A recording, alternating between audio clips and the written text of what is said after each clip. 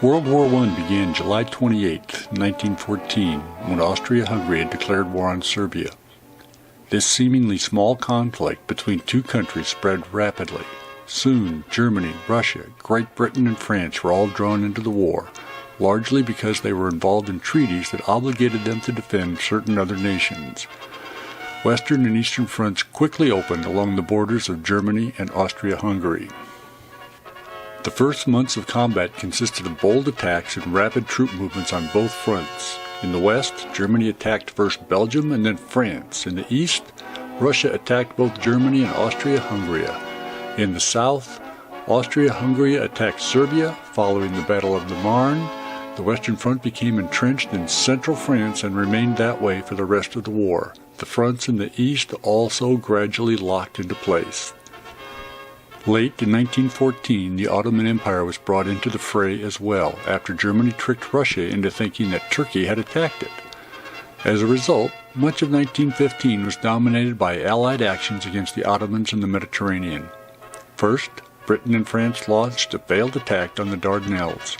This campaign was followed by the British invasion of the Gallipoli Peninsula. Britain also launched a separate campaign against the Turks in Mesopotamia. Although the Brits had some success in Mesopotamia, the Gallipoli campaign and the attacks on the Dardanelles resulted in British defeats. In 1916 and 1917, the war was dominated by continued trench warfare in both the east and the west. Soldiers fought from dug-in positions, striking at each other with machine guns, heavy artillery, and chemical weapons. Though the soldiers died by the millions in brutal conditions, neither side had any substantive success or gained any advantage. Despite the stalemate on both fronts in Europe, two important developments in the war occurred in 1917. In early April, the United States, angered by attacks upon its ships in the Atlantic, declared war on Germany. Then, in November, the Bolshevik Revolution prompted Russia to pull out of the war. Although both sides launched renewed offensives in 1918 in an all-or-nothing effort to win the war, both efforts failed.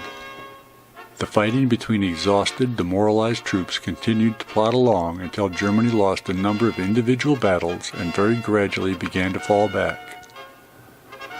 A deadly outbreak of influenza, meanwhile, took heavy tolls on soldiers of both sides. Eventually, the governments of both Germany and Austria-Hungary began to lose control as both countries experienced multiple mutinies from within their military structures. The war ended in the late fall of 1918 after the member countries of the Central Powers signed armistice agreements one by one. Germany was the last, signing its armistice on November 11, 1918. As a result of these agreements, Austria-Hungary was broken up into several smaller countries. Germany, under the Treaty of Versailles, was severely punished with hefty economic reparations, territorial losses, and strict limits on its rights to develop its military. In hindsight, many historians believe that the Allies were excessive in their punishment of Germany and that the harsh Treaty of Versailles actually planted the seeds of World War II rather than foster peace. The treaty's declaration that Germany was entirely to blame for the war was a blatant untruth that humiliated the German people.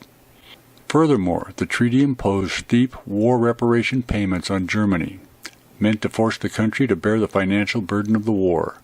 Although Germany ended up paying only a small percentage of the reparations it was supposed to make, it was already stretched financially thin by the war, and the additional economic burden caused enormous resentment.